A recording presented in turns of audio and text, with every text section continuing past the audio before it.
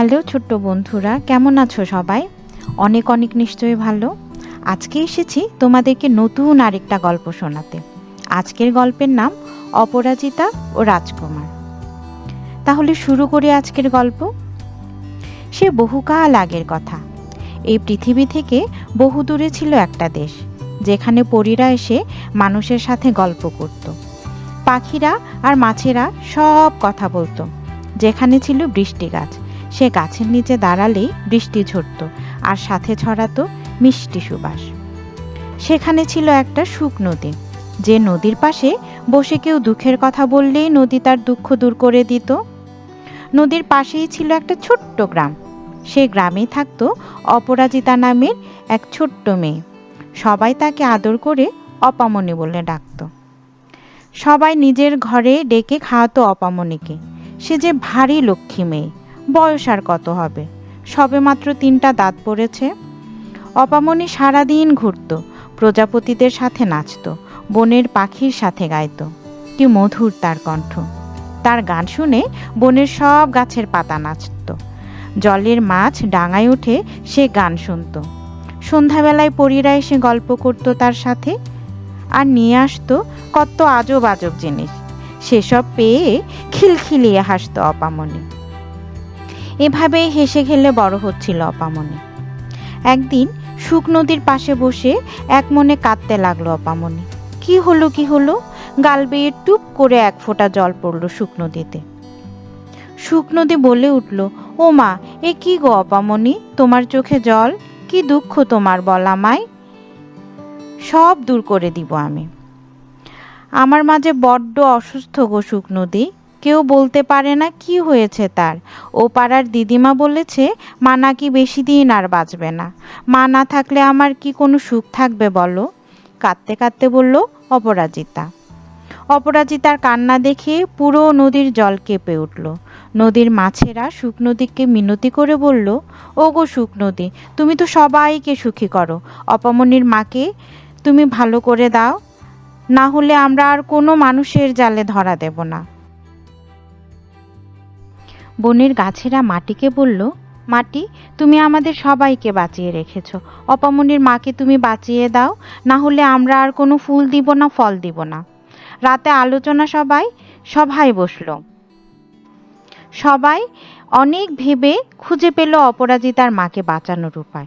অপরাজিতাকে ডেকে বলল, অপামনি, তোমার মাকে বাঁচানোর একটা উপায় আমরা পেয়েছি, কিন্তু সে যে বড় কঠিন উপায়। অপরাজিতা কেঁদে কেঁদে বলল, বলো তোমরা আমায় কি সেই উপায়? মাকে বাঁচাতে আমি সব করতে পারবো।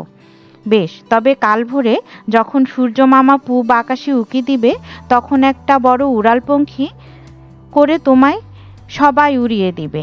সে উড়ালপঙ্খী গিয়ে যেখানে পড়বে সেখানেই মিলবে তোমার মাকে বাঁচানোর উপায়।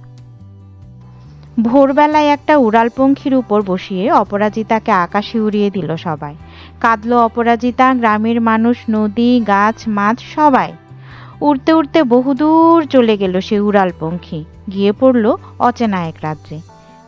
আশ্চর্য, সেখানে ঘাসগুলো কেমন যেন সব ফ্যাকাশে, গাছে নেই কোনো পাতা, নদীতে নেই কোনো জল। হাঁটতে হাঁটতে এক বিরাট রাজপ্রাসাদের সামনে এসে দাঁড়ালো অপরাজিতা। অন্দরমহলে ঢুকে দেখল রাজা বসে কাঁদছেন। তার কাছে গিয়ে বলল, আপনি কাঁদছেন কেন? রাজা মাথা তুলে দেখল লাল পেড়ে ঘিয়ে রঙের শাড়ি পরে দাঁড়িয়ে আছে এক মেয়ে। বলল, কে তুমি মা, কোথা থেকে এসেছো? আমার এই রাজ্যে যে সন্ন্যাসীর অভিশাপ পড়েছে, তাই কোনো গাছে ফল নেই, নদীতে কোনো জল নেই। না খেতে পেরে আমার সব প্রজারা মরে যাচ্ছে। আমার একমাত্র নয়নের মণি রাজপুত্র সমরও পানির অভাবে মৃত্যুর সঙ্গে পাঞ্জা লড়ছে মা। আমি পারবো আপনাদের রাজ্যকে বাঁচাতে।